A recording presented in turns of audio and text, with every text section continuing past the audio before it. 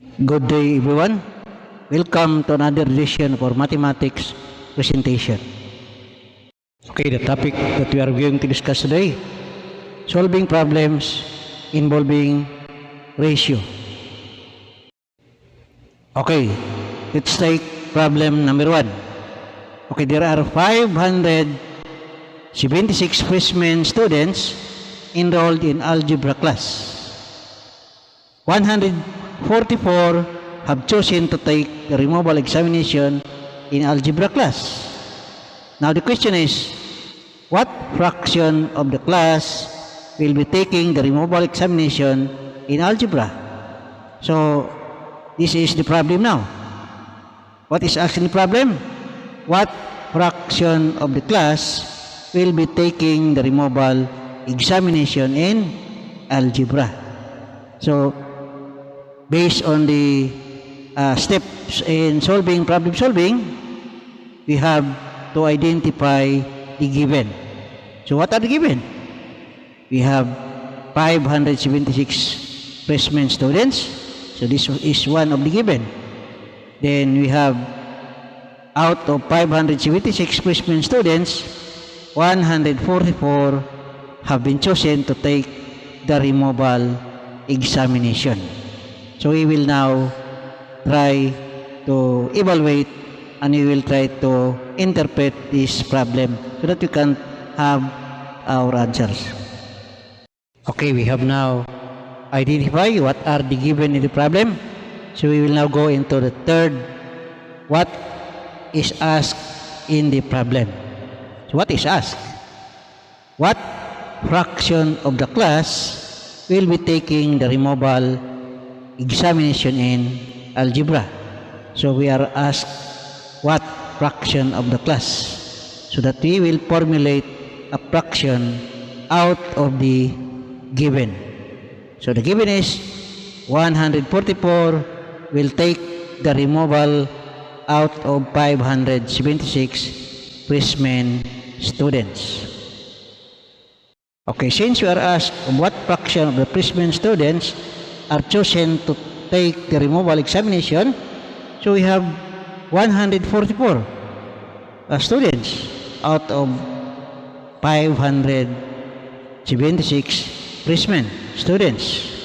So that if we are to form this into a fraction, we will have 144 for our numerator, because this is part of 576.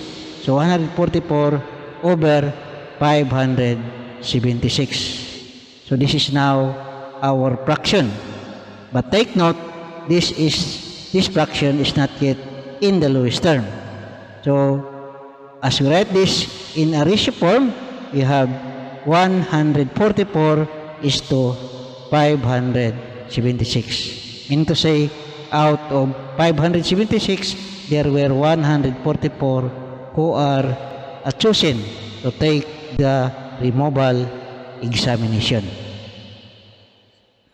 Okay, so that we can get the fractional equivalent of the number of students who take the removal examination, so we will reduce the fraction to its lowest term.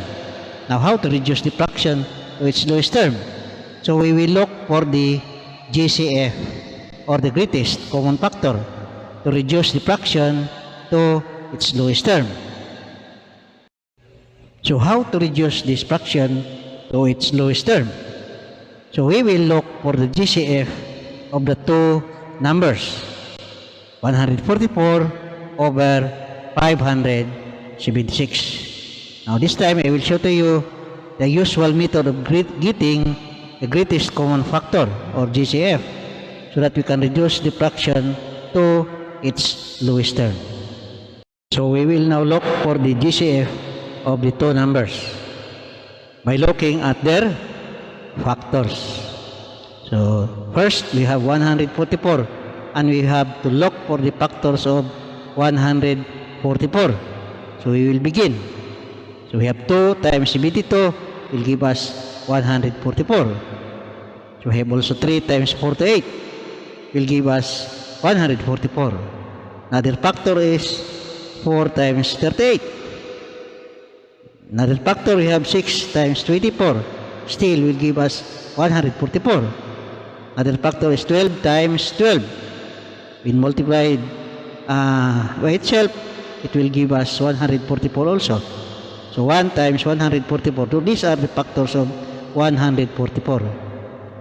Okay, let's go to the factors of 576. So dividing 576 by 2, we have a factors of 2 times 288. If we divide 576 by 3, we have a factors of 3 times 192. For the factors of 4, we have 144 times 4 equals 576 also. In the next one, we have 6 times 96.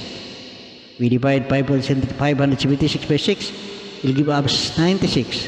So 6 times 96 will also give us 576. Next one, we have 8 multiplied by 72 will give us 576 also. Last one is 12 times 48. So we multiply 12 times 48 will give us 576. So these are now the factors of 576. It will be a long process of getting the factors of the two numbers.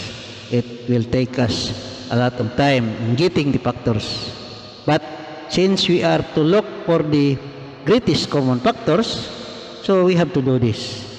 Okay, we have a common factors of 2, common factors of 3, common factors of 4, and common factors of 6, common factors of 12. But the greatest common factor of them all is 144. So, since we are looking for the greatest common factor, we will have to choose 144 to reduce the fraction to its lowest term.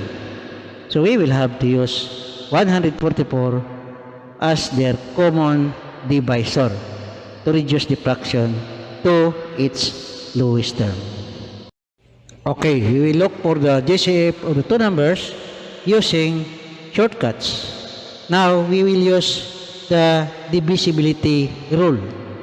Take note that 144 is a product of 12 times 12. Therefore, we will use the divisibility of 12 for 576. So, 576, we will determine whether it is divisible by 144. If it is divisible by 12, then it is also divisible by 144. Why?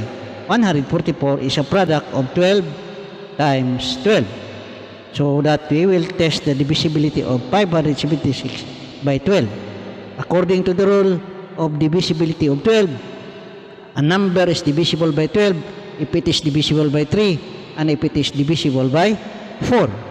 Now, is 576 divisible by 3? Yes, because if we add 5 times 7, we have 12, plus 2, we have 16, or 18. So, 18 is divisible by 3. So, how about 576, is it divisible by 4? Now, we will try. 76 is the last two digits. And the last two digits of the number will be the basis in determining whether it is divisible by 4. 76 when divided by 4 will give us 19. So, we have this number is divisible by 4 and divisible by 3. Therefore, 576 is divisible by 144. So, there is no need for us to look for another number. We will use 144 as the common divisor to reduce the fraction to its lowest term. Okay, so we have tested the divisibility of 576 by looking into the divisibility of number 12.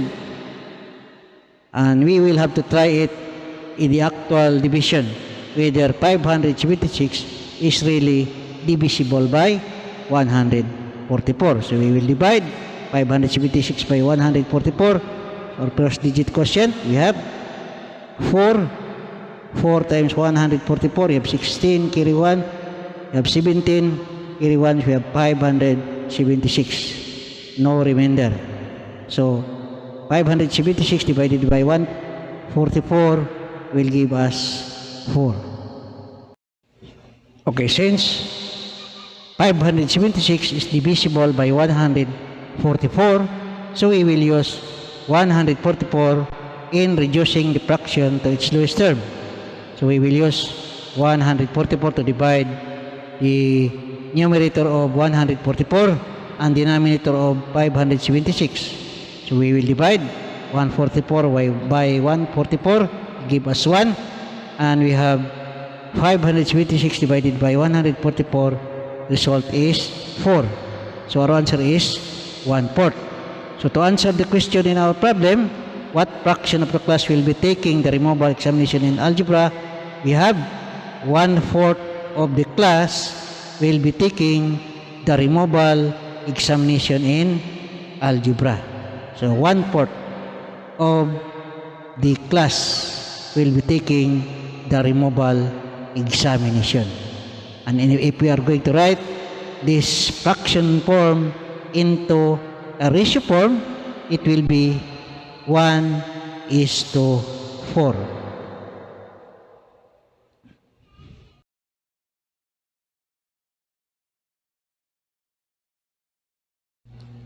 Okay, this is all for today's video. For all my subscribers and to those who are new to my channel, thank you for watching. Don't forget to share, like, and subscribe my channel so that you will be notified for the next videos that I will be uploading. Once again, thank you and God bless.